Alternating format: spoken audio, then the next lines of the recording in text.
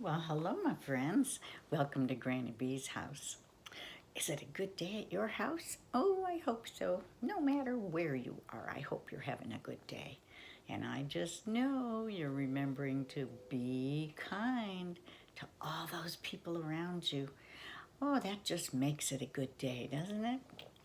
Well, Granny B has a book today from 1997. It's one of my resale store finds, and I love stories about making friends.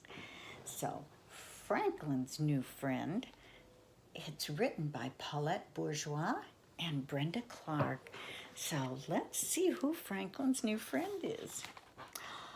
Franklin, let me get out of the way so you can see these pictures. Franklin had always lived in the same house in the same town. He had grown up with his friends, and each one had a special place in Franklin's life. When Franklin wanted to play hide and seek, he called Fox. If Franklin needed a best friend, he called Bear. Franklin never thought about making new friends until a family moved in down the lane. Franklin was curious about the newcomers. He rubbed his eyes as the movers unloaded the furniture. The beds were made for giants, and the lamps were as tall as trees. When Franklin finally saw the family, he was speechless. Franklin had never met a moose before. He had heard about moose. He had seen pictures of moose, but he had never actually known one. They were huge. Even the smallest moose was big. Franklin was so scared that he raced home. A moose family moved in. That's nice, said Franklin's mother. Maybe you'll make a new friend. Franklin shook his head. I don't think so. I expect you to be nice when you meet someone new, warned his mother. Franklin scowled. The next morning, there was a moose in Franklin's classroom. Please give a warm welcome to your new classmate, said Mr. Owl. Hello, Moose, said the class in unison. Moose mumbled hello and looked at his feet. He doesn't look very friendly, whispered Beaver. Mr. Owl told the class that Moose had come from a different place far away. Franklin, said Mr. Owl, I'd like you to be a buddy for Moose. Franklin tried to smile, but he was scared. Moose was so big. Moose didn't say a word all morning. At recess, Franklin ran outside with his friends, leaving Moose behind. But Mr. Owl reminded Franklin that he was Moose's buddy. Do you want to play? Asked Franklin. Moose shook his head back and forth. Franklin was relieved. During recess, Moose stood alone as Franklin and his friends played soccer. Fox kicked the ball too hard and it flew into a tree. Oh, now we'll have to get Mr. Owl, groaned Bear.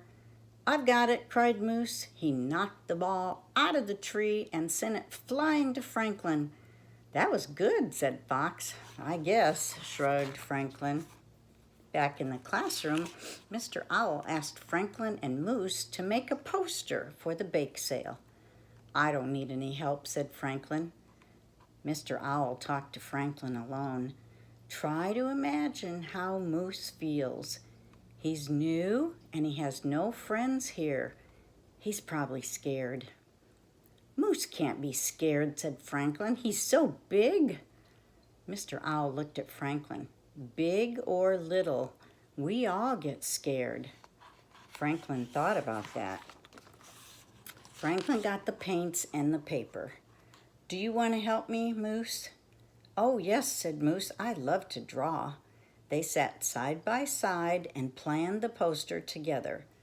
Franklin realized that Moose didn't seem as big when he was sitting. After much work, the poster was perfect. They both thought so. At library time, Franklin taught Moose how to borrow books. Moose showed Franklin how to cut a perfect circle. They both liked to build structures. Franklin and Moose had a lot in common. At lunch, Franklin made sure that Bear and his other friends got to know his new buddy. They liked Moose. Besides, he was a very good soccer player. When Franklin got home from school, he was happy. Guess what, he told his mother? I have a new friend. So, you met Moose? Asked his mother. What's he like? Oh, Moose is big, said Franklin, but he's not mean or scary. Good, said his mother. Would you like to take some of these cookies to him? Franklin went to Moose's house. They ate all the cookies together. I'm glad you were my buddy, said Moose. I was worried that nobody would play with me. Really, said Franklin. He could barely remember being afraid of Moose. From then on, Franklin and Moose played together all the time. Now Franklin's new friend was a special friend. Oh, what a great story about friendship. Now, when Granny B is reading this story today, school's about to start in just a couple of weeks. So I hope if you see a new kid, if you see somebody that maybe looks a little bit alone, standing off to the side or not talking to anyone, will you be that new friend to them? Will you give them a chance? Will you get to know them a little bit and show them around and help them find their way at the new school, in the new classroom? Oh, I hope so. And I hope that whole time you're remembering to be kind, not just to the new kids, but to all the people in your classroom and your teachers and all the educators at your school. Okay, lecture's over. You know Granny B loves you, and you know I want you to come back and see me again real soon. And maybe I'll read you another story. Bye-bye now.